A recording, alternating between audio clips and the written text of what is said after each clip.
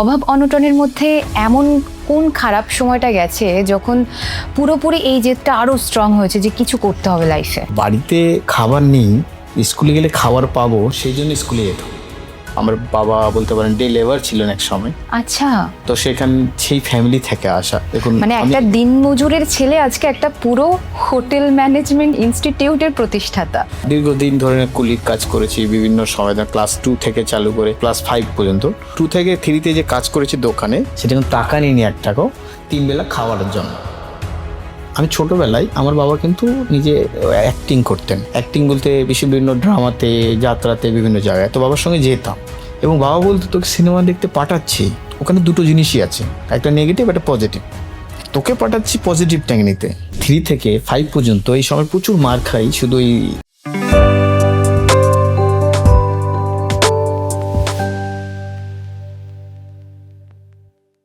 সফলতা অনেকেই পায়, নিজের স্বপ্ন পূরণ অনেকেই করেন, কিন্তু নিজের স্বপ্ন পূরণের সাথে সাথে বহু তরুণ তরুণী কিংবা ছাত্রছাত্রীদের স্বপ্ন পূরণের দায়িত্ব কতজন নিতে পারেন? সেরকমই দায়িত্ব যেন কাঁধে নিয়ে নিজের একটি প্রতিষ্ঠান 2010 সালে শুরু করেছিলেন। আজকে তিনি সফল। তিনি আছেন আমাদের সঙ্গে আজকে। গ্লোবাল ইনস্টিটিউট অফ ম্যানেজমেন্ট স্টাডিজের পরিচালক, প্রতিষ্ঠাতা, সব কিছুই।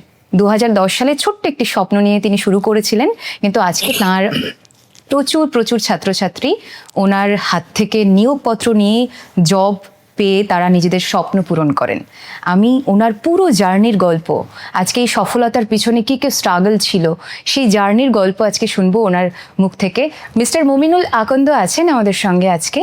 আমার কথায় ওনার কথা শুনবো। কেমন আছেন? ভালো আছি, আপনি কেমন আছেন? ভালো আছি। আপনার এত বড় একটা ইনস্টিটিউট চলছে এখন, বহু ছাত্রছাত্রী ওখান থেকে সফল এবং তারা জব প্লেসমেন্ট পায় আপনার ওখান থেকে। তো এটা একদিনের গল্প নিশ্চয়ই নয়। আজকে এই মুহূর্তে দাঁড়িয়ে আপনার কেমন লাগে? দেখুন, ডেফিনেটলি ভালো লাগবে, কারণ মেন উদ্দেশ্যটাই ছিল আমার, কি বলুন, সমাজের পিছিয়ে পড়া ছেলেদের সামনের দিকে এগিয়ে নিয়ে যাওয়া। এবং মানে দেখুন, একটা সাধারণ ফ্যামিলির, গরিব ফ্যামিলি, আন্ডার প্রিভিলেজ ফ্যামিলির একটা ছেলে যদি দাঁড়িয়ে যায় সামনের দিকে, কোনো ভালো প্রতিষ্ঠিত হয় ভালোভাবে, তাহলে তার নেক্সট জেনারেশন রেডি হয়ে যায়। প্লাস হচ্ছে আশেপাশে যে বাড়ি থাকে তাকে যারা ফলো করে, তাদেরকে দেখছে, তারাও কিন্তু সাহস পায় আমিও কিছু করতে পারবো। এই যে আপনি বললেন যে পিছিয়ে পড়া গরিব ছেলে মেয়েদের জন্য আপনি ভেবেছিলেন, এই ভাবনাটা কোথা থেকে এসেছে? ভাবনাটা এখানে, আমি নিজেই একজন সাধারণ মানে ফ্যামিলির ছেলে। আচ্ছা, আমি বলতে পারেন, যদি আমার কথা বলি, আমি একজন মানে কি বলবো, আমার বাবা বলতে পারেন ডে লেবার ছিলেন এক সময়। আচ্ছা, তো সেই ফ্যামিলি থেকে আসা। দেখুন, মানে একটা দিনমজুরের ছেলে আজকে একটা পুরো হোটেল ম্যানেজমেন্টের ইনস্টিটিউটের প্রতিষ্ঠাতা। এটা শুধু আমার একার বললে হবে না, বাবারও বা অবশ্যই তাদেরও তো হেল্প থাকে। কারণ বাবা নিজে ডে লেবার ছিল, কিন্তু তার করণীয়, তার কাজ, তার প্ল্যান, সেখান থেকে কিন্তু সে ঘুরে দাঁড়িয়েছিল। সেখান থেকে দেখুন, ছোটবেলায় বাবার সঙ্গে আমিও কাজ করেছি বিভিন্ন জায়গায়। বা ধরুন, বাবা সকালবেলা ভোরবেলা উঠছে, আমাদেরকেও নিয়ে যাচ্ছে সঙ্গে কাজ করতে। এবার আমাদের নিজের কাজ করার পরে অন্যের কাজ করতে যাচ্ছে আমাদেরকে ছেড়ে দিয়ে, ধরুন। এবার সেখান থেকে কাজ করা বা দেখা শেখা, সেখান থেকে আমাদের ফ্যামিলি অবশ্যই বাবার যে প্ল্যান, বাবা নিজেকে চেঞ্জ করেছে। এবার সমাজের জন্য যাদের বাড়িতে কাজ করেছে বাবা নিজে, তাদের বাড়ির ছেলেরাও আমাদের বাড়িতে পরে কাজ করছে, এরকমও আছে। সেই জায়গাটা তৈরি করেছে বাবা। তো সেখান থেকে একটা সাহস, সেখান থেকেও বলতে পারেন যে একটা, আমি নিজে দেখেছি যে কষ্টটা কি, খাবারের কষ্ট কি, এবং মানে ধরুন আপনার ফ্যামিলিতে যদি অর্থনৈতিক প্রবলেম থাকে, সেক্ষেত্রে কি প্রবলেম হতে পারে। সেখান থেকে একটা চিন্তা ভাবনা যে আমি যদি উঠে আসতে পারি, তাহলে আর বাকিরা কেন উঠে আসতে পারে না। আর সেই জায়গাটা করে দিতে হবে। হয়তো আমার বাবা তৈরি করেছিল, সেখান থেকে লেবারি করে হয়তো জমি কিনেছে, জমি বিক্রি করে আমাকে পড়াতে পেরেছে। কিন্তু অনেক তো সমাজের লোক আছে যাদের জমিও নেই, তাদের হয়তো বিক্রি করা বা এগ্রিমেন্ট দেয় সেই ক্ষমতাটাও নেই। তাদের মধ্যে কি ট্যালেন্ট নেই? ট্যালেন্ট তো আছে। ট্যালেন্ট শুধু বড় ঘরের মিডিল ক্লাস, আপার ক্লাসের ছেলেদের আছে তা না, আমাদের লোয়ার ক্লাস, আন্ডার প্রিভিলেজ ছেলেদেরও আছে। তারা দেখানোর জায়গাটা পায় না, তারা সেই সুযোগ পায় না, তার জন্য যে লেবার হয়, বিভিন্ন জায়গায় কাজ করছে। তো সেই ছেলেগুলোকে যদি আমরা সামনের দিকে এগিয়ে দেই, বা আমিও যেটা সুযোগ দেই, বা যেহেতু আমি বলছি কেন সুযোগ দেই, কেন আমি দেখেছি সেই জায়গাটা আছে, অপশন আছে, সেটাকে বিল্ড আপ করতে পারবো, একদম। সেখান থেকে এই চিন্তা ভাবনাটা। একদম। তবে ছোটবেলাটা কি খুবই কষ্টের ছিল? দেখুন, কষ্ট ভাবলেই কষ্ট, আর যদি কষ্ট না ভাবে ওটা শিক্ষা ভাবেন তাহলে ওটা অনেক কিছু। দেখুন, আমি মনে করি যে আমি লাকি যে আমি একটা সাধারণ ফ্যামিলিতে বা কৃষক ফ্যামিলি বা ডেলিভার ফ্যামিলিতে জন্মেছিলাম। কেন? তাতে কি হচ্ছে, সমাজের প্রতিকূলতা, বিভিন্ন লড়াই করার ক্ষমতা এবং এখান থেকে যে সামনের দিকে এগিয়ে যাওয়ার যে ইচ্ছাটা যতটা আমার হতে পারে, সে একটা বড় ঘরের বা মিডিল ক্লাসের ছেলেদের সেটা হয়তো সেই জায়গাটা পারবেও না, আর সেটা হয়তো দেখেও নি, আর সেই জায়গাটা তৈরি করতেও পারবেন না। তো আমরা যারা সাধারণ ঘরের মানে নিচু তলার বা আন্ডার প্রিভিলেজ ছেলে মেয়েরা যারা আছি, তাদের কি বলুন তো, আমরা সব রকম পরিস্থিতিতে সব রকম জায়গায় নিজেকে বসিয়ে নিতে পারি।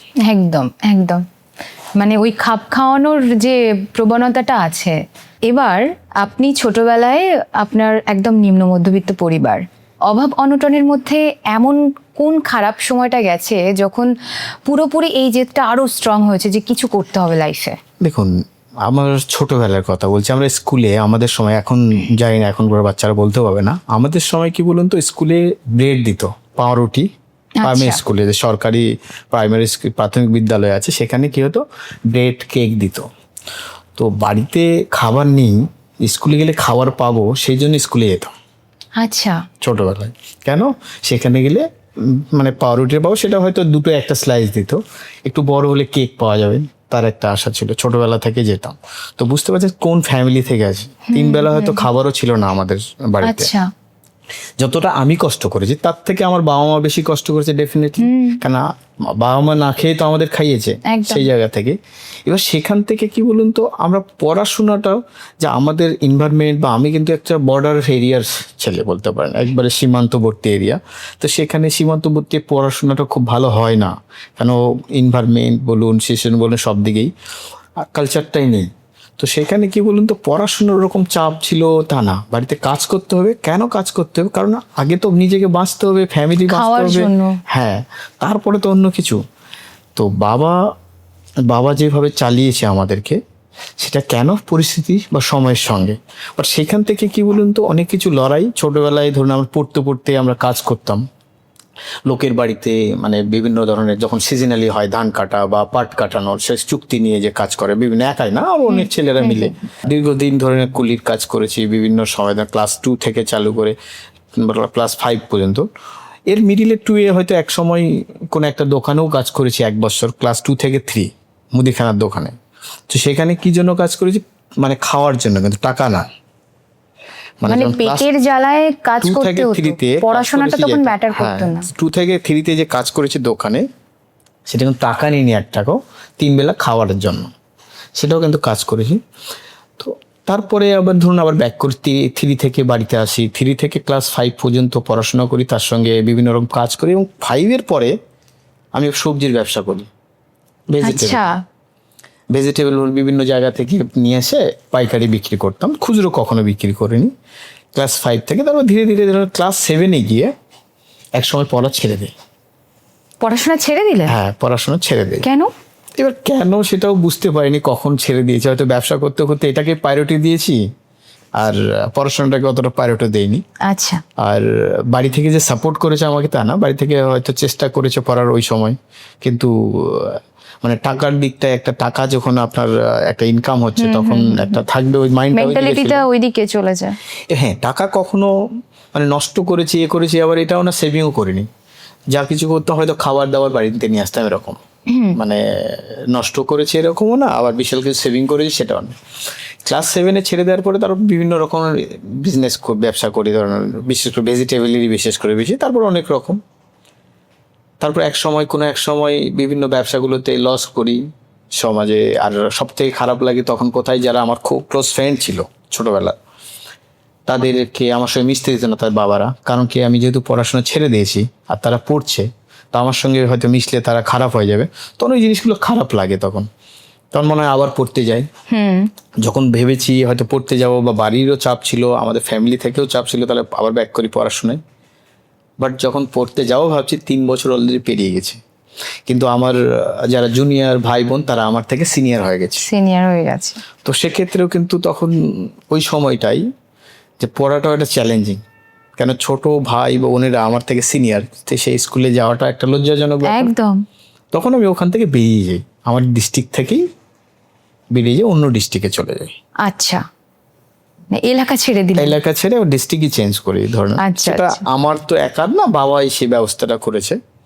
আমি উত্তর দিনাজপুরে চলে যাই, আমার বাড়ি দক্ষিণ দিনাজপুর, আর আমি উত্তর দিনাজপুরে যাই, ওখানে পড়াশোনা আবার চালু করি নতুন করে, আবার ক্লাস 7 আচ্ছা। 3 বছর ছাড়ার পরে। আচ্ছা, এটা আমার বলতে পারেন, এটা আমার, আমি লাকি ছিলাম হয়তো, সেই জন্য আবার এসেছি। আর আজকে সেই জন্য এখানে আপনার সঙ্গে কথা বলছি, আদারওয়াইজ হয়তো এই জায়গাটাও তৈরি হতো না। আর লাকের সঙ্গে সঙ্গে চেষ্টাও ছিল। আরেকটা কারণ কি বলুন তো, আমি ছোটবেলায় আমার বাবা কিন্তু নিজে অ্যাক্টিং করতেন। আমার বাবা অ্যাক্টিং বলতে বিভিন্ন ড্রামাতে, যাত্রাতে, বিভিন্ন জায়গায়, তো বাবার সঙ্গে যেতাম। তো ওখান থেকে কি আছে, বাবার একটা উদারতা ছিল কি, আমার বাবা সিনেমা দেখতে আমাদেরকে টাকাও দিত, সিনেমা দেখতে যেতেও বলতো, সাপোর্ট ছিল। বিশেষ করে আমাদের মুসলিম ফ্যামিলি, বিশেষ করে সেখানে কি বলুন তো, সিনেমা এইসবে অ্যাভয়েড করে, কিন্তু আমার হ্যাঁ। বাবা তা আমাদেরকে যেতে বলতো। প্লাস আমার বাবা নামাজও পড়ে, কোরআন শরীফ, বাবা সিনেমা, মুভি, নাটক সব জায়গায় অ্যাক্টিভলি। এবং বাবা বলতো, তোকে সিনেমা দেখতে পাঠাচ্ছি, ওখানে দুটো জিনিসই আছে, একটা নেগেটিভ, একটা পজিটিভ। আগেকার প্রত্যেকটা সিনেমায় দেখবেন কমন জিনিস আছে, একটা গ্রাম থেকে একটা শহরে যাচ্ছে একটা ছেলে বা মেয়ে, সেখানে গিয়ে সে হয়তো জল খাচ্ছে বা কাউকে জিজ্ঞেস করে কোথাও যাচ্ছে, সেখান থেকে ওর ব্যাগটা হয় চুরি করছে, বা ব্যাগ রেখে জল খেতে যাচ্ছে, ব্যাগ চুরি হয়ে গেছে এদিকে। তো সেই জিনিসগুলো বলতো যে ওখানে একটা চার নেগেটিভও আছে। নেগেটিভ কি, অনেক আইটেম সঙ্গে হতো। আর আরেকটা জিনিস হতো, অনেক হয়তো হিরোইন বা হিরোইন বোনদেরকে একটা কিডন্যাপের বাজে একটা বাজে জিনিসও থাকে সেটা। এবার সেখানে বলতে দুটোই আছে, তোকে পাঠাচ্ছি পজিটিভ ট্যাঙ্ক নিতে, তোরা কি নিবি সেটা তোদের ব্যাপার। তোরা বলতে আমার দাদাও ছিল আমার সঙ্গে, আমার দাদা। তো আমরা সিনেমা দেখতে এলাম, বাবা বলতে এই দুটোর জন্য বলেছে কোনটা নিবি তোদের খুশি। তো সিনেমা দেখে কি বলতো, আমি প্রচুর সিনেমা দেখতাম, পরে ধীরে ধীরে নেশা হয়ে যায়।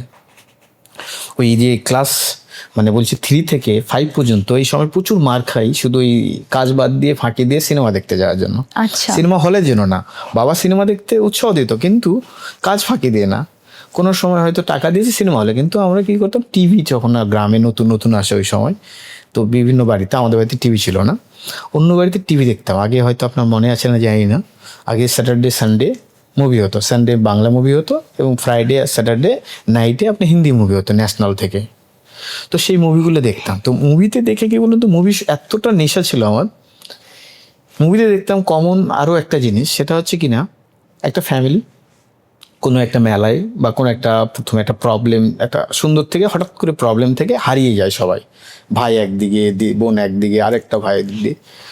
তো সেখানে অনেকে ওখান থেকে দেখে, একটা ভাই হয়তো নেগেটিভ হচ্ছে, একটা ভাই পুলিশ হচ্ছে, একটা ভাই কারো বাড়িতে গিয়ে ভালোভাবে কেউ একজন নিয়ে গেছে, সেখান থেকে সে পড়াশোনা করে বড় কিছু করছে। তো সেখান থেকে আমি তাহলে কেন পারবো না?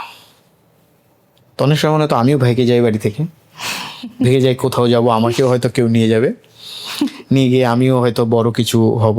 তো প্রতিনিয়ত স্বপ্ন দেখতাম এরকম, সে মাঠে ঘাটে গরু চড়ায় বা কিছু করে, তার মধ্যেই স্বপ্নটা থাকতো। তো সেখান থেকে কি বলুন তো, একটা এই যে মুভি একটা বড় এডুকেশনের জায়গা, কিন্তু মুভি যদি আমরা ঠিক করে দেখি, ওখানে কিন্তু অনেক কিছু শেখায়, সমাজ সম্বন্ধে, হিউম্যানিটি সম্বন্ধে, এবং আপনার যে তৈরি হওয়া, নিজেকে চাইলে অনেক কিছু করতে পারেন এখান থেকে, পজিটিভলি নেন এডুকেশন হিসাবে, অনেক বড় হওয়া যায়। বড় মানে যে কোনো কিছু কাজে, বড় মানে আপনার অর্থনৈতিক হতে মানে নেই, যে কোনো কাজ যেটাই করবে সাকসেস হতে পারে, লেগে থাকতে পারবেন।